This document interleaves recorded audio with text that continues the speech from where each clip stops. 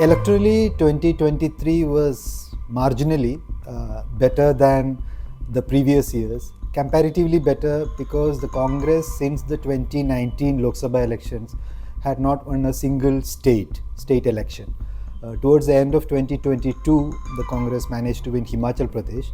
2023 saw the party winning both Karnataka and Telangana, two big South Indian states. But by the end of the year, the party kind of suffered a huge setback when it lost three Hindi heartland states, Rajasthan, Chhattisgarh, and Madhya Pradesh, which resulted in a virtual wipeout of the party in the heartland, barring the tiny state of Himachal Pradesh. This is perhaps the first time in the party's history that it has suffered such reverses in the heartland. If you remember, in 1998, when Sonia Gandhi took over as the Congress president, the party was then in power in three states. But in the heartland, they had the big state of Madhya Pradesh, where Digvijay Singh was the chief minister. Apart from that, Odisha and one northeastern state. So in electorally, it was marginally better. They managed to win two states, but overall, it was not a happy situation for the Congress. Tactically or strategically speaking, 2023 saw a large number, to put a figure, 28 regional parties and the Congress coming together. This is the largest ever opposition bloc in terms of the numbers of the parties. So they're coming together to form a bloc, a coalition against the BJP. The larger idea, the lead motive for this alliance was, trying to ensure that there is one common candidate, opposition candidate against the BJP in possible some 400 to 450 seats across the country. There are difficulties in states like West Bengal, Kerala, Punjab, to some extent Uttar Pradesh, but largely the idea was to put around 400 to 450 common candidates, opposition candidates against the BJP. On that front, 2023 was not a cheerful situation. Narendra Modi ji आते हैं, जहां भी जाते हैं मेरे बारे में गलत शब्द प्रयोग करते हैं, गाली देते हैं, मुझे उल्टी सीधी बात करते हैं, मुझे कोई फर्क नहीं पड़ता. If you look right from 2014, Rahul Gandhi kind of finally stepped out of his comfort zone towards the end of 2022 when he started that Bharat Joro Yatra from Kanyakumari to Kashmir. So in 2023, the Yatra culminated in Srinagar. It traveled some 4,000 plus kilometers right from south to north, passing through several states, at least 11 states and 2 union territories. So that was kind of a new Rahul Gandhi that the Congress and the opposition saw, where he was on the streets. If you take the Congress argument, the Yatra did wonders for the party. The party says, the Karnataka victory, the Telangana victory was majorly because the Yatra passed through both these states. But of course, you can argue that the party was defeated in Madhya Pradesh and Rajasthan. The Yatra passed through these states as well. But it was a new Rahul in the sense. A Rahul who was out on the streets, meeting people. Access to Rahul Gandhi has always been a major complaint of Congress leaders from across the country, that they are not able to meet him, they are not able to sit with him, discuss organizational issues, and also he was available at least during that when he was walking through the streets. इतनी शर्म की बात है, आज प्रधानमंत्री देश को कहता है कि ओबीसी शब्द का कोई मतलब ही नहीं है, हिंदुस्तान में जाति नहीं है, सिर्फ गरीब है. नरेंद्र मोदी जी, गरीबों की क्या जात है? गरीब दलित है, गरीब पिछड़े हैं, गरीब आदिवासी हैं, ये गरीब है. आप शब्दों के पीछे मत छुपो, आप देश को बताओ जाति जनगणना कब करने जा रहे हो. The Congress has always been very uncomfortable, addressing the caste, the issue of social justice in that sense. Of course, the UPA government had several schemes aimed at welfare schemes, NREGA and all that. So the Congress would of course argue that it has always kept the interest of the people, the downtrodden in mind. But since Mandal, the 1990s, we have seen a clutch of regional forces in UP, in Bihar, championing the cause of social justice. So the Congress nuanced its position where Rahul pitched for a caste census to be done, linking it with representation to OBCs. He spoke very passionately about the lack of OBC representation in Parliament.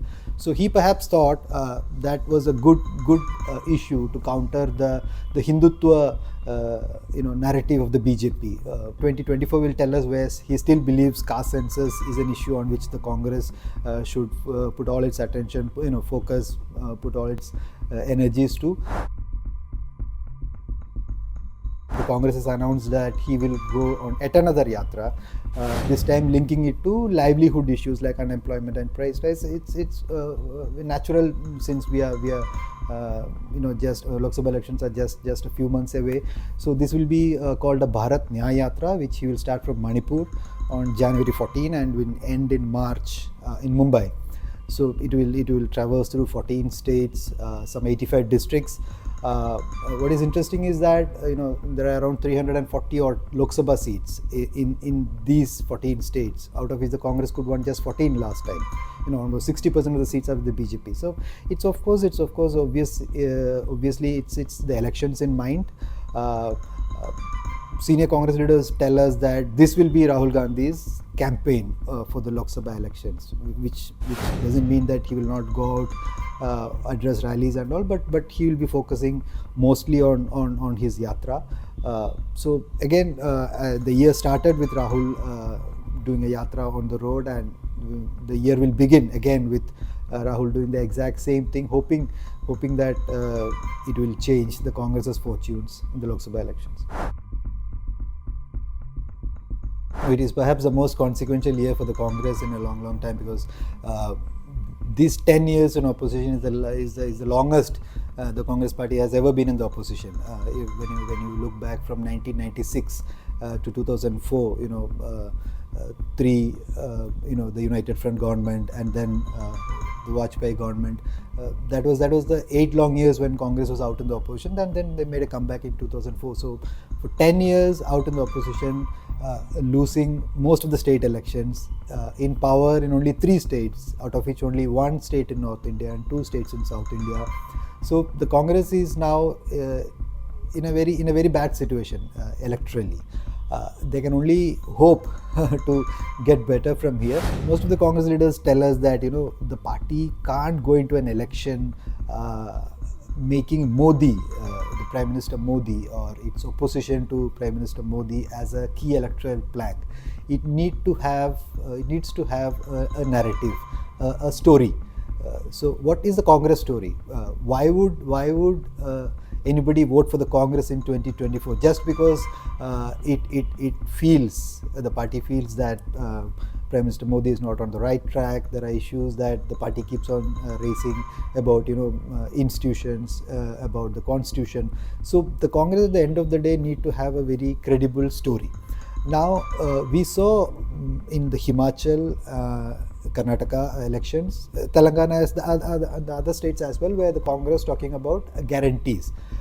It is a new phrase that it was first used by Aam Aadmi Party, but the Congress kind of used that phrase, promising welfare schemes, promising soaps in these state elections. But by the end of the year, Prime Minister Modi has kind of eclipsed that, talking about Modi ki guarantee. Now the BJP talks about Modi ki guarantee. The Prime Minister himself talks about Modi ki guarantee all the time. So now that's another challenge the party will face. Apart from a credible narrative, how do you push the welfare plank when the government, of course, will highlight the delivery mechanism that it has put in place in terms of delivering the schemes, the welfare schemes, be it Ujjwala, be it PM Kisan, and all the bouquet of welfare schemes that the Modi government has implemented. How the delivery mechanism that the BJP and the ruling party and the NDA will of course highlight that. And the third challenge would be, as I said earlier, seat sharing. How to amicably settle this issue of ensuring that there is one common opposition candidate in at least 400 plus seats. There are huge challenges in Punjab, in Delhi. The local units of the state Congress are not in favor of an alliance with the Aam Aadmi Party. In Bengal, West Bengal, the Congress is not very, enthused about having an alliance with the Trinamool Congress. In Kerala, it's a completely difficult situation. It's impossible in that sense, where the main parties are the Congress and the left, the alliances led by Congress and the CPM. Uttar Pradesh again, Samajwadi Party chief Akhilesh is not very happy that his party was not given seats in Madhya Pradesh, so he is not very happy there. So seat sharing is the third major challenge. The question of a face. That the Congress has tried to skirt that issue. In fact, most of the opposition parties have been saying that prime ministerial candidate can be decided after the elections. But surprisingly, Mamata Banerjee came up suggesting Mallikarjun Kharge's name at the last meeting of the India Alliance. Then a section of the JDU leaders feel Nitish, perhaps the senior most Hindi-speaking leader, has a better chance. So this is another challenge. How do they negotiate this challenge of without announcing a face, at the same time taking on Prime Minister Narendra Modi, who is the well-established face of the BJP, fairly popular even after 10 years in power. So that is another challenge. And the year will begin with the consecration of the Ram Temple. The trust, the temple trust, is planning to invite the heads of all parties. Now, a large section of the Congress leaders believe that the invitation itself is an idea, is an attempt to box them into a corner where you have to take a decision where to attend or not. Not attending would mean that the Congress is taking an anti-Hindu. In fact, most of the opposition parties face the same challenge. So, how to deal with this political minefield of an issue? How to navigate this challenge? So, there are challenges aplenty in the first half of the 2024 itself, and the second half would see assembly elections in Jharkhand, Maharashtra, Haryana. That will bring a fresh set of electoral challenges. So the opposition will have to navigate really carefully on all these aspects.